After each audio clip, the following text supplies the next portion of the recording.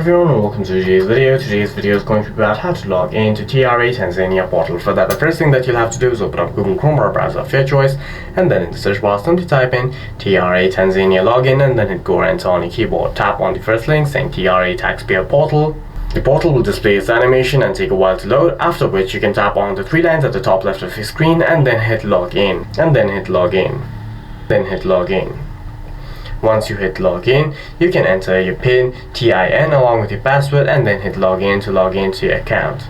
If this is the first time that you're logging in, simply hit TIN registration, close the sidebar. Here you'll have to select your application type. For now, we're going to be selecting TIN application with NIN, and then enter your NIN, mobile number.